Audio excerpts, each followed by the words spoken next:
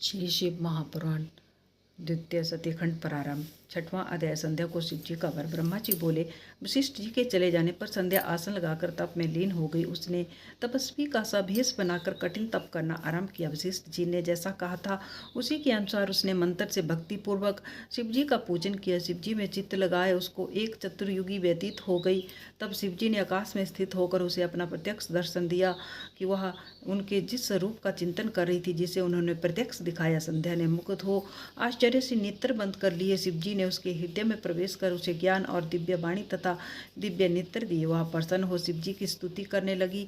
उसने बारंबार शिव जी को नमस्कार किया। उसकी स्तुति सुनकर भक्तवत्सल परमेश्वर शिव जी प्रसन्न हो बोले कि हे भद्रे, तुम्हारे इस तप और स्तुति से मैं प्रसन्न हूँ। जो चाहूँ वर मांगो। तब महेश को बार बार प्रणाम कर प्रसन्न हो संध्या बोली, यदि आप मुझे वर के योग्य समझते हैं और यदि मैं अपने पूर्व पापों से शुद्ध हो गई हूँ तो हे महेश्वर, है देवेश, आप मेरे मांगने से यही वर दीजिए कि संसार में प्राणी उत्पन्न होते ही तुरंत कामी ना हो जाए। तथा दूसरा यह वर दीजिए कि यदि मैं तीनों लोकों में विख्यात और व्रत वाली हूँ तो मेरे समान दूसरी ना होवे। यदि मेरी सृष्टि होवे तो वह कहीं कामी होकर ना गिरे। और हे नाथ, और जो मेरा पति होवे वह अति कामी ना होकर मित्र के समान हो तथा जो मुझे काम भाव से देखे वह नष्ट और नपुंसक हो जाए। शिव जी ने एवं मस्तु कहकर संध्या से कहा कि हे भद्रे, अब से मैं मनुष्यों की 4 आयु कर देता हूँ। शैशव, कुमार, यौवन और वृद्ध। जब प्राणी तीसरी अवस्था को प्राप्त हो तब कामी हो और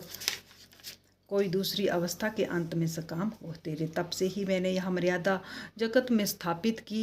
अब कोई भी प्राणी उत्पन्न होते ही कामी ना होगा। साथ ही तू इस त्रिलोकी में ऐसे सती भाव को प्राप्त होगी जैसे कोई ना होगी। तेरे पति को छोड़ जो कोई अन्य तुझे सकाम भाव से देखेगा वह नपुंसक हो जाएगा। तेरा पति बड़ा भाग्यशाली और 7 कल्प तक जीने वाला होगा। जो वर तूने मांगा वह सब मैंने दिया। अब मेरे पूर्व जन्म की बात कहता हूँ। तेरा अग्नि में शरीर त्यागना निश्चित है। देख, मेधा तिथि 12 वर्ष से एक यज्ञ कर रहे हैं जिसकी अग्नि बड़े जोर से जल रही है।